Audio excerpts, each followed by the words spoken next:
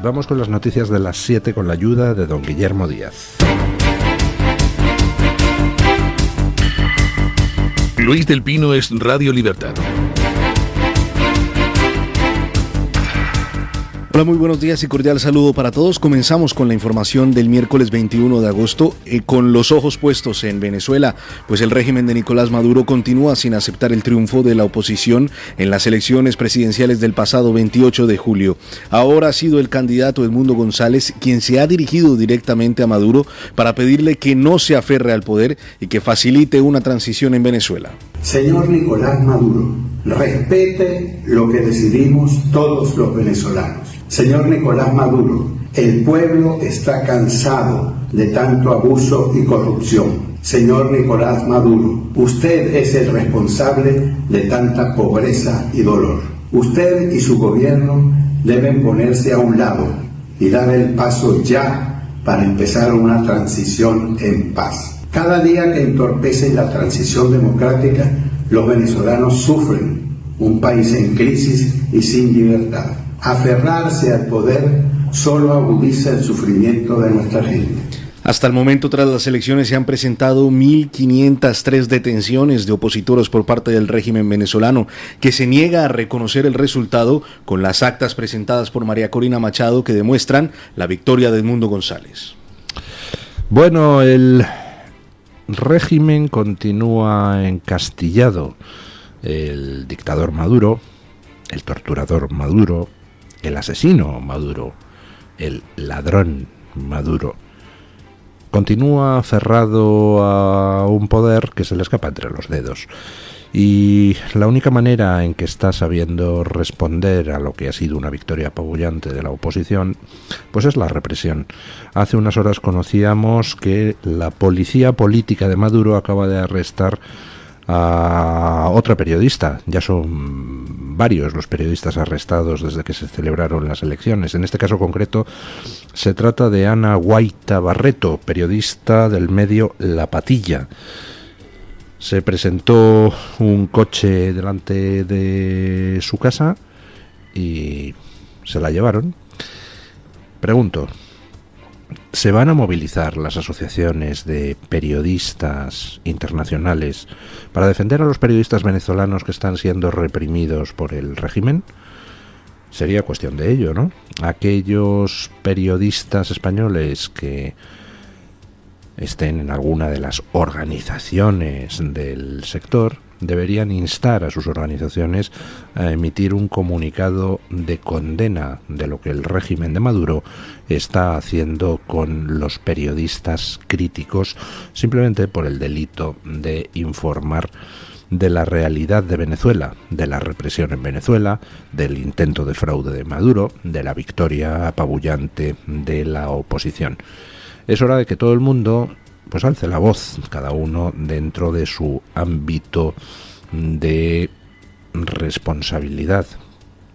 Insisto, creo que los periodistas que estén asociados a alguna asociación profesional del sector deberían instar a sus directivas a emitir un comunicado lo antes posible, aunque solo sea para ver si podemos salvar a alguno de los periodistas que ahora mismo están encarcelados en un régimen que no se caracteriza precisamente por respetar los derechos humanos ni la integridad física de las personas que detiene. El régimen de Maduro está acabado. Puede intentar evolucionar a la cubana y ya ven ustedes Cuba. Llevan 70 años en una dictadura atroz. Y además llevan 70 años en una dictadura atroz con la complicidad de buena parte de la repugnante izquierda occidental. Venezuela podría intentar ir por ese camino, pero lo tiene cada vez más complicado el régimen. Las noticias sobre movimientos dentro del régimen pues empiezan a menudear. Les hablaba hace un par de días de cómo Maduro está efectuando nombramientos y traslados de generales en el ejército, lo que apunta a que hay malestar en las filas castrenses y se está quitando de en medio a aquellos de los que no se fía al 100%, Pero es que ayer también conocíamos la noticia de que están efectuándose destituciones entre funcionarios de prisiones. Quizá porque no están de acuerdo con lo que Maduro está en estos momentos haciendo con las más de 1.500 personas ya detenidas desde las elecciones en las que ganó la oposición. Bueno, vamos a ver cómo evolucionará el tema, pero la comunidad internacional tiene una obligación moral de presión hacia el régimen. La oposición venezolana por primera vez está funcionando como tiene que funcionar, unida y negándose a cualquier tipo de diálogo con el régimen que no sea el dirigido a efectuar la transición a la democracia.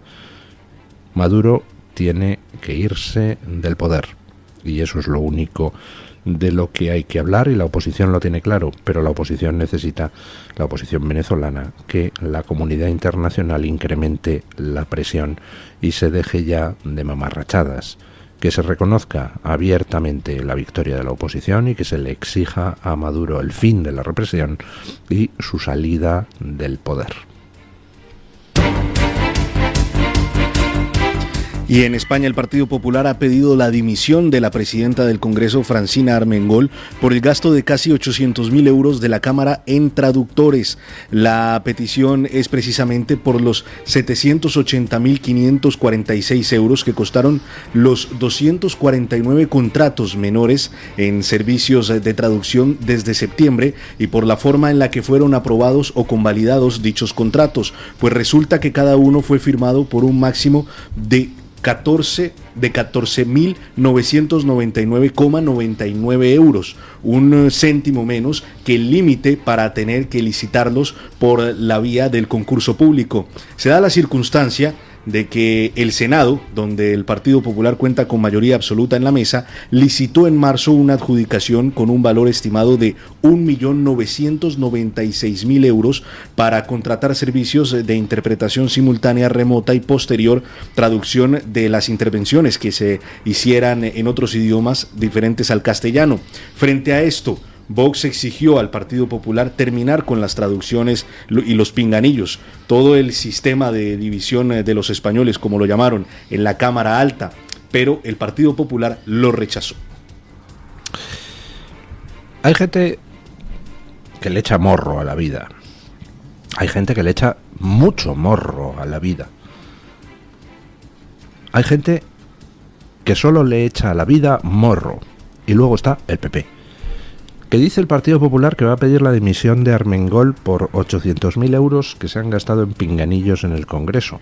El otro día ponía Cayetana Álvarez de Toledo un tuit: 800.000 euros gastados para fingir que no se entienden unos señores que se entienden perfectamente en castellano.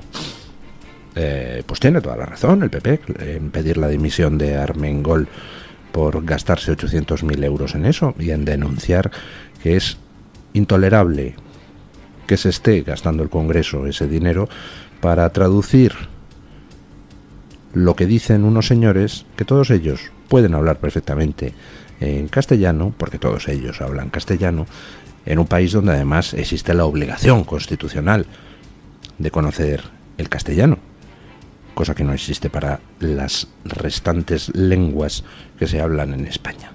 En eso tiene toda la razón el PP. El problema es que si en el Congreso se gastan 800.000 euros en traducir de unos idiomas a otros en un ejercicio de desvergüenza feroz, pues es que en el Senado se gastan 400.000.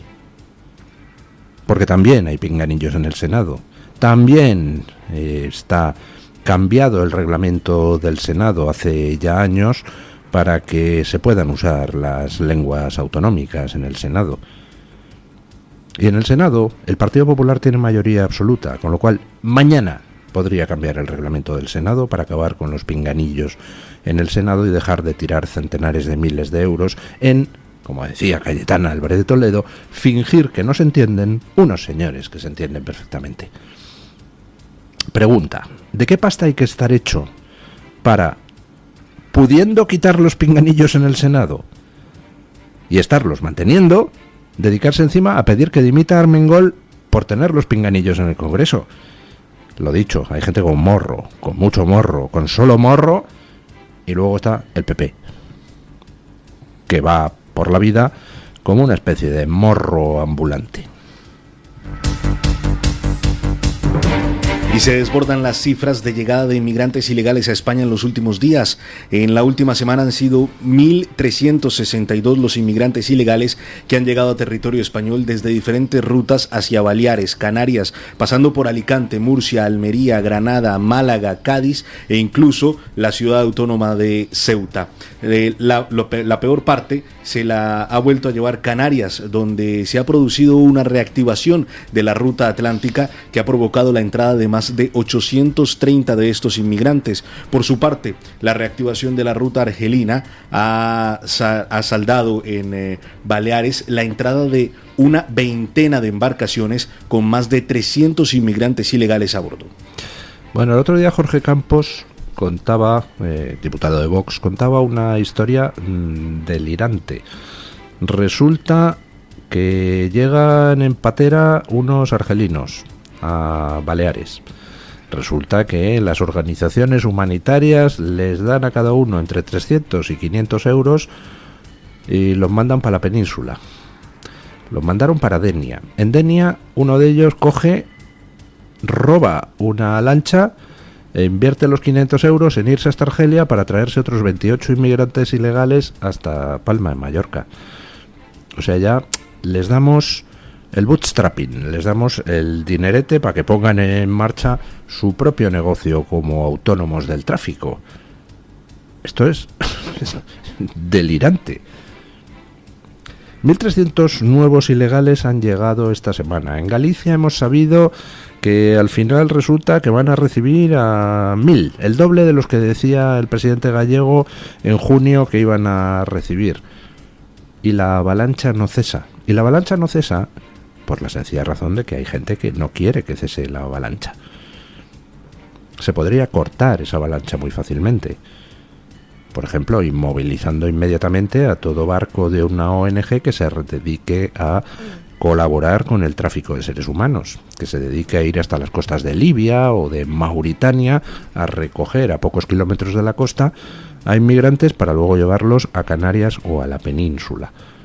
Las leyes del mar dicen que tienes que rescatar a la gente que está en una patera, claro que sí, pero tienes que llevarla al puerto más cercano. Es decir, si les recoges a escasos kilómetros de la costa mauritana, le dejas en un puerto mauritano. Eso es lo que exigen las leyes del mar. Pues aquí no. Aquí enviamos barcos de ONGs, barcos de salvamento marítimo, a buscar en África a los inmigrantes que luego nos traemos a la península. Inmigrantes que nos cuestan una pasta. Claro, evidentemente nadie se puede creer que no sea porque hay mucha gente haciendo pingües negocios con ese tráfico de seres humanos. Hay españoles, hay ONGs, hay personas concretas forrándose con el tráfico de inmigrantes. Y eso es colaborar con la mafia de la inmigración. Eso es colaborar con el tráfico de personas. Y recuerdo la frase que decía el presidente Bukele de El Salvador: cuando en un país los delincuentes, los que cometen ciertos delitos, campan a sus anchas, es porque los cómplices de los delincuentes están en el gobierno. Porque el gobierno tiene medios para acabar con todo ello, pero no acaba con ello. Quizá porque es que tiene algún interés, directo o indirecto, pecuniario o no pecuniario, en que continúe esta avalancha inmensa. 1.300 nuevos ilegales cada semana. ¿Quién los paga? Pues usted y yo. Sánchez no.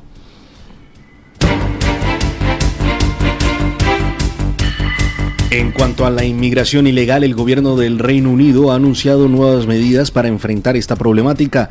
Promete en particular atacar a las bandas de contrabando y aumentar el número de expulsiones de inmigrantes. Resulta que con el buen tiempo llegan casi a diario centenares de inmigrantes a la costa inglesa tras cruzar el Canal de la Mancha a bordo de barcas neumáticas. El lunes fueron más de 200 y el sábado casi 500. El 11 de agosto había más de 700, un récord desde que los laboristas llegaron al poder a principios de julio.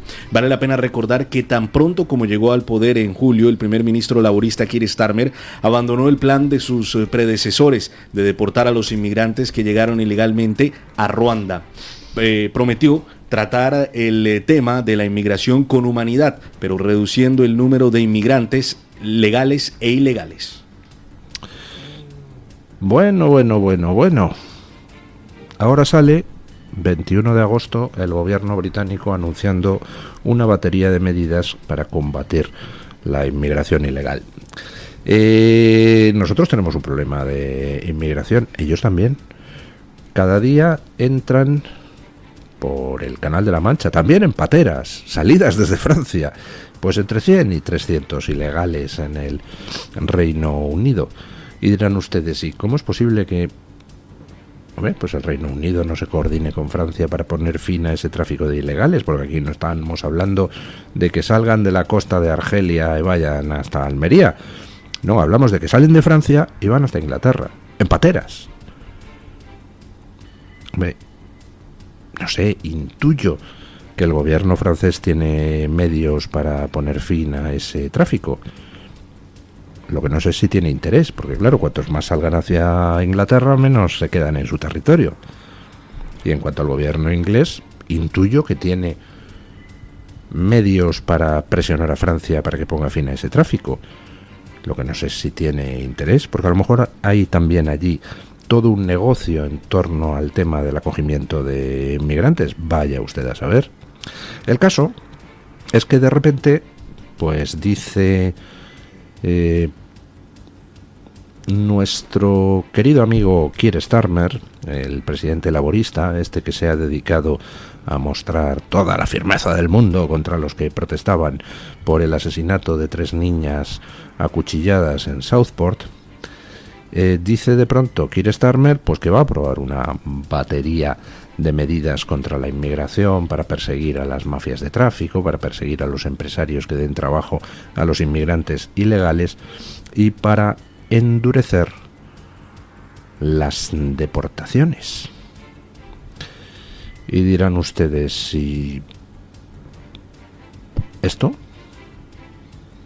¿Por qué de repente hace esto el gobierno inglés? ¿Pero no estaba aplicando mano dura a los que protestan? Pues sí, pero lo que le está pasando al gobierno inglés es que efectivamente está aplicando mano dura a los que protestan, y eso pues está teniendo su reflejo en las encuestas, donde resulta pues que está empezando a perder centenares de miles de votos. Porque la mayoría de la gente en el Reino Unido está hasta las mismísimas narices, votantes laboristas incluidos. Así que, de repente, pues han debido de mirar los números y dicen, anda, en fin, que esta especie de tour de force en contra de los británicos, pues nos va a salir caro. Pues habrá que lanzar algún mensaje en contrario. Con lo cual, pues nada, batería de medidas donde dicen que van a combatir la inmigración ilegal. El problema este de la inmigración ilegal, pues es un problema donde se puede elegir la táctica del avestruz, meter la cabecita debajo de la arena y tratar de ver que los problemas no existen. Pero el que tú no los veas no quiere decir que los problemas hayan desaparecido. No sé si aquellos de ustedes que hayan tenido un niño pequeño, aquellos que hayan tenido un nieto, pues habrán observado en los niños ese fenómeno curioso a una cierta edad, en torno a los 3 años, 4 años, donde todavía no tienen muy claro el concepto de esconderse. Le dices, escóndete, y entonces coge el niño y se tapa la cara con las manos, se tapa los ojos, porque interiormente piensa que si él no ve, no le ven.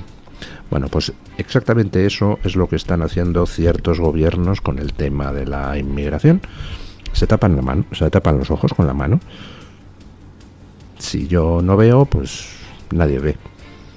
Pues no, todo el mundo ve. Y todo el mundo padece las consecuencias de una manera o de otra.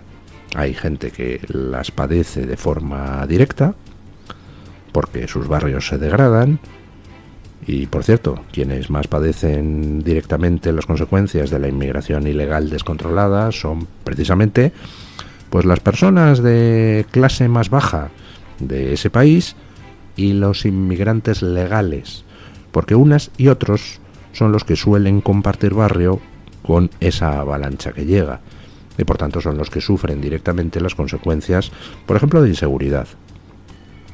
Pero luego el resto de la sociedad también sufre las consecuencias en forma de utilización de un dinero para la atención de una avalancha de inmigrantes ilegales que hace falta para otras cosas.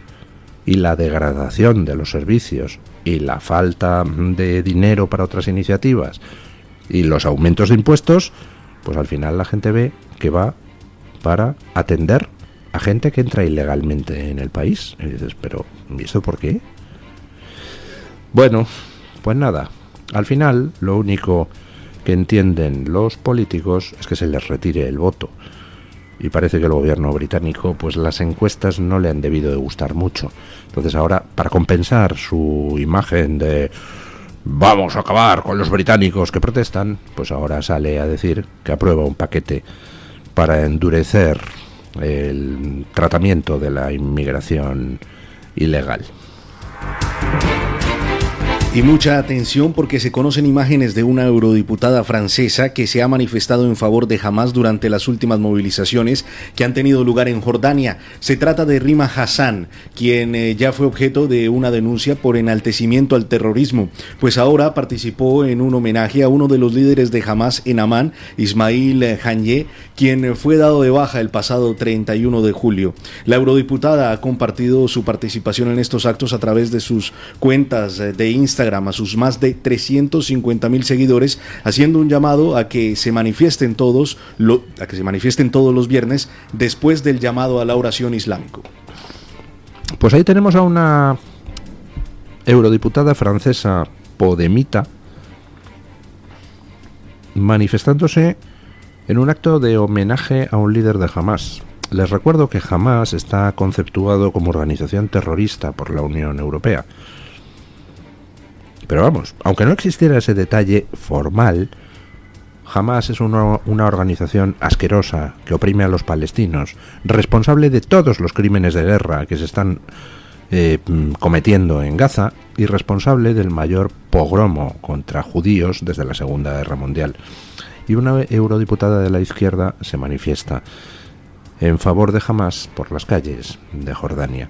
Esa es la izquierda repugnante que tenemos en estos momentos en Occidente. Bueno, perdón.